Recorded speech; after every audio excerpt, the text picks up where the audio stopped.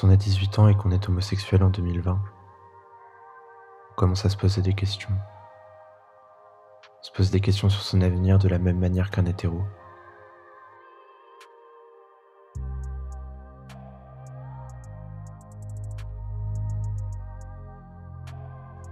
D'ailleurs, on fait tout comme les hétéros.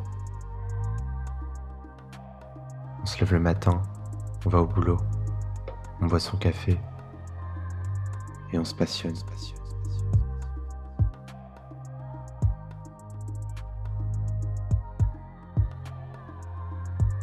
On se passionne seulement d'autres garçons qui, à la façon de notre génération, se trouvent en exclusivité sur Internet. Certes,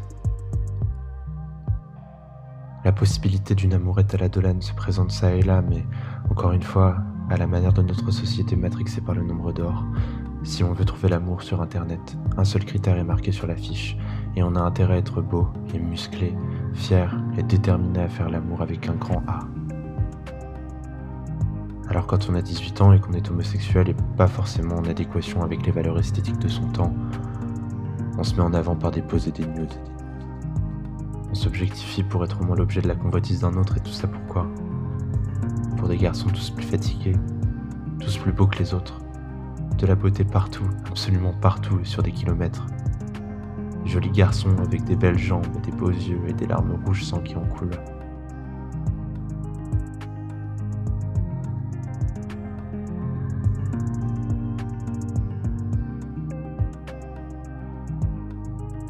On a 18 ans pour approximativement 365 jours et des poussières, alors on en profite. On court les rues la nuit, et on pose tellement longtemps et avec tellement d'ardeur qu'on s'en brise les côtes et les hanches, on en perd le sens du temps, et finalement, quand finalement et en phase terminale, on pose les lèvres sur celles d'un autre garçon de 18 ans. Cela a le goût du miroir un peu poussiéreux que l'on embrasse lorsque l'on se sent particulièrement jeune.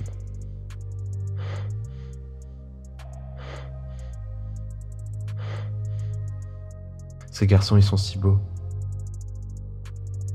Ils sont si beaux qu'ils en deviennent livides.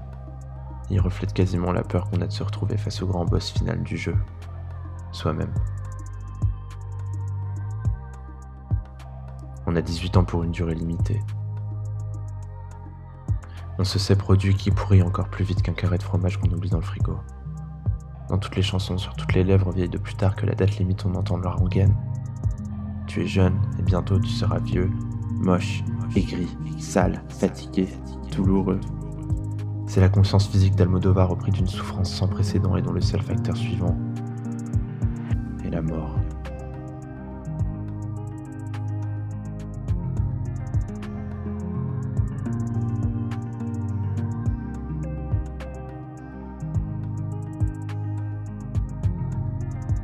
Alors on trouve des garçons à embrasser.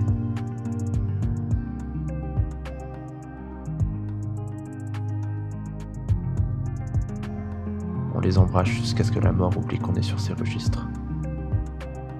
Le miroir, lui, n'embrasse personne d'autre que ses propres complexes. Alors l'avenir, que présentera-t-il ?